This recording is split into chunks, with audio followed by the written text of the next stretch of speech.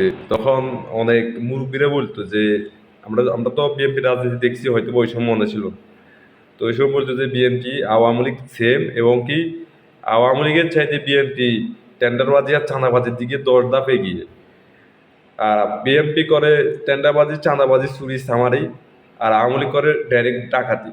এরা দেশের reserve bank বিক্রি করে খেয়ে ফেলা।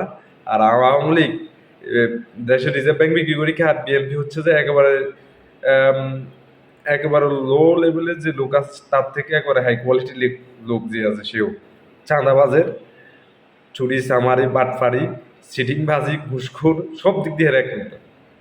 তো এখনো দেশটা ভালো হয়নি। আশা করি এ দেশ তখনই ভালো হবে যখন প্রশাসন নিরপেক্ষ থাকি, আওয়ামী লীগ না বিএনপি না জামাত না অন্য কোনো দল দৌড়বেও আর ফিরবো। ফিরে মানে এই দেশটা আসলে রাষ্ট্র হিসেবে যে একটা রাষ্ট্র থাকার কথা, এই দেশটা ওইভাবে এখনো হয় না। এটা হচ্ছে আধা রাষ্ট্র।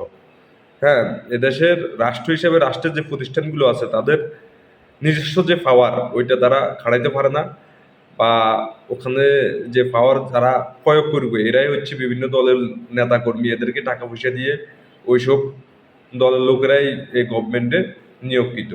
এদের কাছ থেকে আপনি ভালো কিছু আশা করা যায় না। তো সুতরাং এখন পর্যন্ত এই বাংলাদেশ রাষ্ট্র হিসেবে দাঁড়াইতে পারে না। এই দুইটা দল যে প্রথমত বাংলাদেশ থেকে নিষ্ক্রিয় করার আগ পর্যন্ত বাংলাদেশ দাঁড়াইতে পারবে না, এবং বাংলাদেশ পন্থী 2-3টা দল তৈরি করতে হবে।